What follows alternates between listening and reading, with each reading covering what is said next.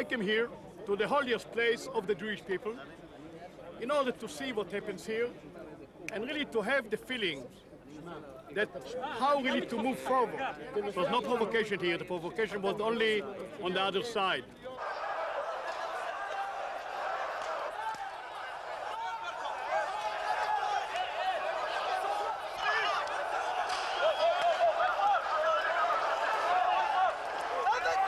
Επιχειρώντας να κατανοήσουμε την προσωπικότητα του Ariel Sharon, ανατρέξαμε στο παρελθόν, ξεσκονίσαμε βιβλία, τις παλιές εφημερίδες και ζητήσαμε τη γνώμη ανθρώπων που τον έζησαν από κοντά. Ο Γιτσάκ Μπέρμαν υπήρξε μέλος της κυβέρνησης του Μέναχεμ Μπέγκιν στις αρχές της δεκαετίας του 80 και ως πρόεδρος της Βουλής εκείνη την εποχή έζησε από κοντά το Sharon. In the 70s, he had excellent human relations. He knows how to get along with people. He knows how to make people to be liked by people. I know some very famous politicians who haven't got this gift. I don't have to mention his name. But he does have that talent. And maybe it's sincere, I don't know. But I think that in foreign policy, the man is very naive. He doesn't see the whole picture. He sees a very limited picture of things. And that's the source of his political mistakes, including the war in Lebanon. Το μεγαλύτερο μέρος της δραστηριότητας του Ariel Sharon σχετίζεται με το στρατό, από τον οποίο και ξεκίνησε. Στα περισσότερα άρθρα τα οποία διαβάσαμε, ο Sharon περιγράφεται ως αξιωματικός και ελάχιστα ως πολιτικός.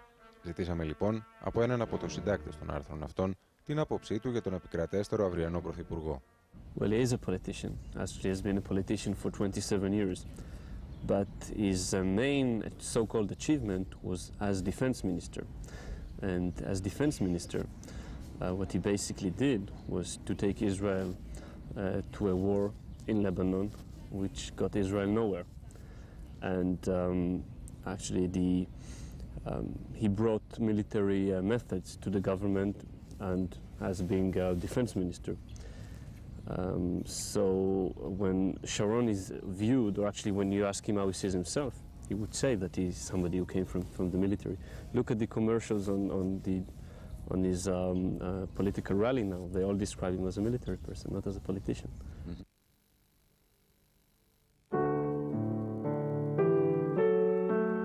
אני ראיתי את כל ימי המלחמות, שתפתי בכולן. ולכן אני חושב שאני מבין את חשיבות השלום טוב יותר מהרבה מאוד פוליטיקאים שמדברים על שלום, אבל לא חוו אף פעם את אותם דברים נוראים שאני חוויתי. אבל מבחינתי, שלום צריך לתת ביטחון. ולא ביטחון לזמן קצר, צריך להיות ביטחון לשנים ארוכות. הייתי רוצה להביא לאחדות בעם.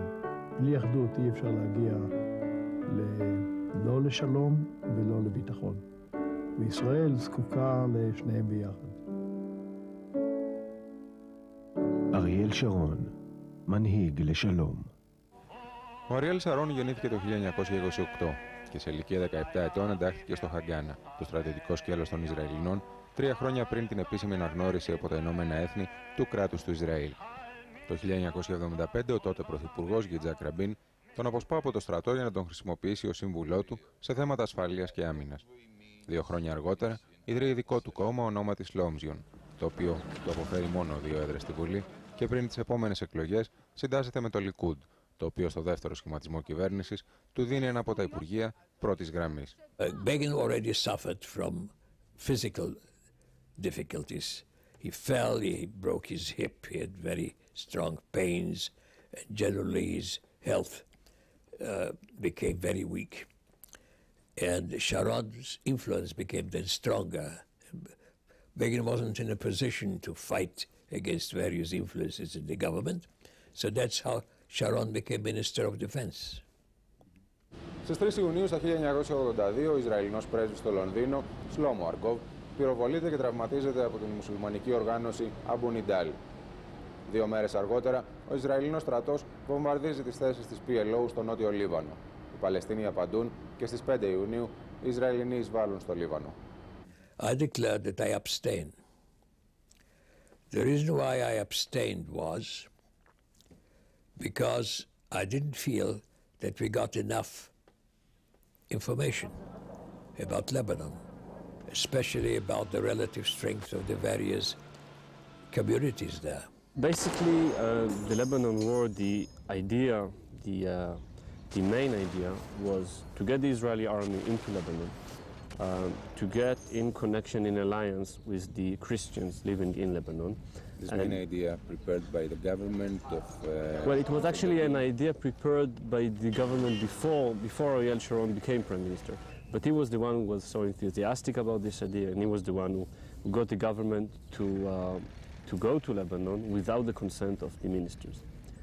And Sharon took the army to Lebanon, to an expedition that was supposed to be limited to 48 hours and to 40 kilometers inside Lebanon.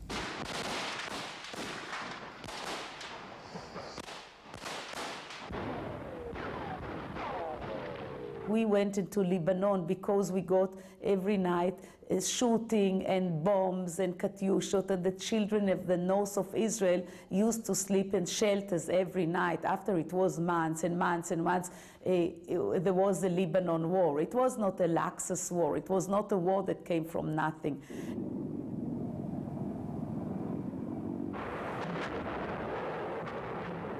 Τελικώς ο Ισραηλινός στρατός βρέθηκε στη Βηρητό. Ο Γιτσάκ Μπέρμαν παραιτείται από την κυβέρνηση Μπεγκίν.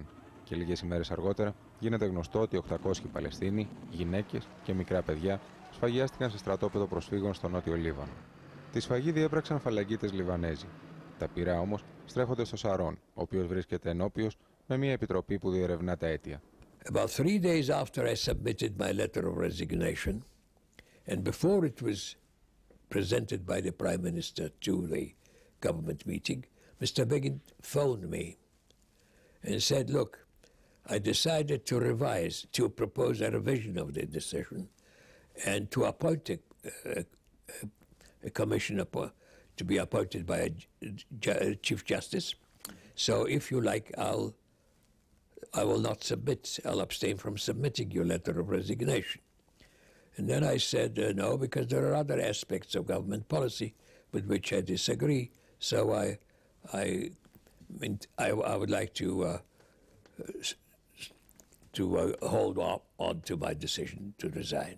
The committee that was set in Israel to investigate Sharon's involvement in the massacre found that he was not responsible for the massacre, but that he should have realized that by allowing the Christians to go into Sabra and Shatila, the result would be a massacre, because that's the way the region operates.